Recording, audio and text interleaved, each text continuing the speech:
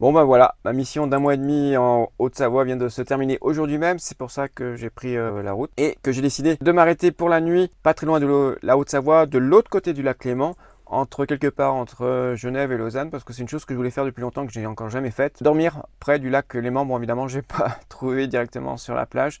Déjà, j'ai trouvé un parking gratuit. Alors, le seul problème, c'est que le stationnement est autorisé pour 7 heures, quelle que soit la journée ou le jour. Donc, j'espère que je ne vais pas être embêté par la police. J'ai pas envie de recevoir une amende parce qu'il est 18h30 et j'aimerais bien repartir demain vers 9-10 heures, peut-être plus. Donc, on verra s'il y a du monde demain matin. Sinon, je devrais partir tôt. Et espérons que je n'aurai pas la visite de la police parce qu'une amende en Suisse, ça ne doit pas être... Je vais vous montrer le lac, la plage qu'il doit y avoir ici. Je pense pas que je vais me baigner. Il est un peu tard, puis surtout je crois que j'ai pas pris maillot de bain, donc c'est pas une plage naturiste. Donc la plage sera pas pour aujourd'hui. Je vais juste, en plus je suis vraiment fatigué, j'ai vraiment travaillé toute la journée. Donc il est bientôt 7 heures, je vais faire un petit tour dehors pour profiter encore des derniers rayons du soleil. Et je vais manger, dormir et demain je repars direction la République tchèque. Sur la route, je vous expliquerai pourquoi. Et bien voilà le fameux lac Léman, puis je crois bien qu'il y a même, on voit même quelque part derrière moi, enfin je sais pas si vraiment sur l'écran, le Mont Blanc, vu d'ici de l'autre côté du lac. On aura une petite promenade nocturne avant d'aller dormir sur les bords du lac. Derrière moi il y a une bande de jeunes qui a plusieurs vannes qui sont garées dans la rue. Donc une petite bande de jeunes vinegafeurs. Derrière moi on ne le voit pas bien, c'est des cages, je pense pour les pêcheurs. J'avais jamais vu ce genre de cage. Sinon, je suis allé voir un peu plus loin. Il y a un autre parking à 100 mètres, à 100 mètres d'où je suis, c'est-à-dire un peu plus loin du lac, mais peu importe. Pourquoi? Parce que 8 heures, il y a quand même une voiture de gendarmerie qui est passée. Donc les gendarmes suisses m'ont vu. Et j'ai remarqué que sur toutes les voitures qui sont garées là, il y a quand même, je sais plus comment on appelle, le disque bleu avec les heures qui sont marquées. Et sur l'autre parking, en plus, on peut y rester 10 heures. Donc juste avant d'aller me coucher, je vais faire 100 mètres de plus. Et comme ça, je n'aurai pas un frein là-bas, puis je mettrai un bout de papier avec mon heure d'arrivée. Donc voici le lac Léman dans toute sa splendeur du soir. Il ne reste plus qu'à faire la vaisselle, changer de parking et passer une bonne nuit avant de reprendre la route demain. Où je vais dormir demain, je ne sais pas. Peut-être encore en Suisse, peut-être en Allemagne. On verra.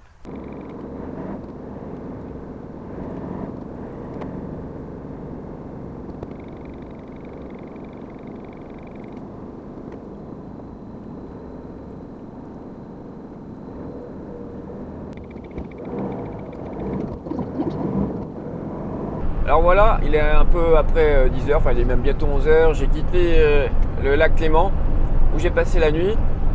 J'ai repris l'autoroute en Suisse.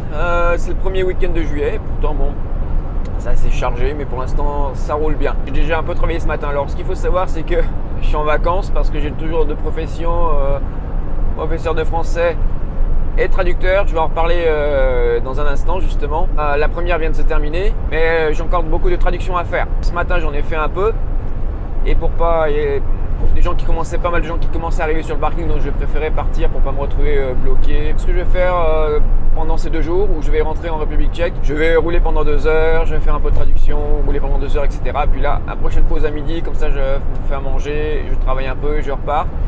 Dehors il fait très chaud, alors il faudra que je trouve une place à l'ombre pour ma pause.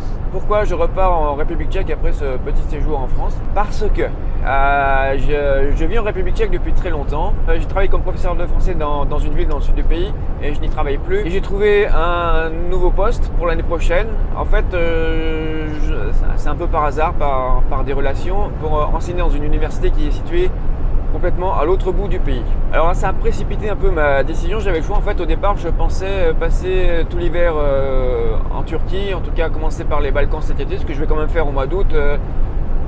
Enfin évidemment ça peut encore changer, mais pour l'instant ce qui est prévu pour le mois d'août, c'est je commencerai par la Croatie pour profiter un peu de la mer et me reposer, et après on verra dans les pays de l'ex-Yougoslavie ou je pense que je vais me limiter à ça pendant tout le mois d'août.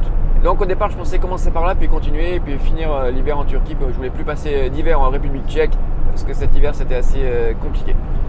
Et changement de programme, puisqu'on m'a proposé un poste à l'université, un poste qui est assez difficile à refuser. Malheureusement, c'est pas le meilleur endroit, c'est près de la frontière polonaise. Quoi qu'il en soit, l'appartement que je louais dans le sud, eh bien là c'est clair. Au début, je ne savais pas si j'allais le garder ou pas. Je pensais plutôt le garder parce que je pense que garder un appartement, ça a plusieurs avantages. Il vous faut une adresse officielle pour les banques, les assurances. Ensuite, si vous êtes malade, c'est bien d'avoir un endroit où dormir. Alors moi, évidemment, je peux compter sur ma famille, même si elle est en France. Vous avez aussi un endroit pour laisser vos affaires. Vous n'êtes pas obligé de tout avoir dans le fourgon. Là encore, je vais compter sur la famille.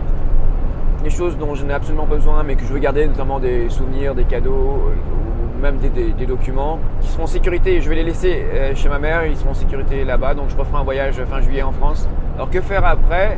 Je vais essayer de vivre uniquement dans le fourgon. Après, c'est dans une grande ville qui a, je crois, je ne vais pas dire de bêtises, presque 250 000 ou 300 000 habitants, je ne sais pas. Pour des questions de sécurité, les 3 jours, je pense, où je vais travailler dans cette université, je vais devoir trouver un endroit privé qui accueille les camping-cars ou les fourgons où je pourrais, surtout l'hiver, j'aurais besoin d'une prise pour me brancher.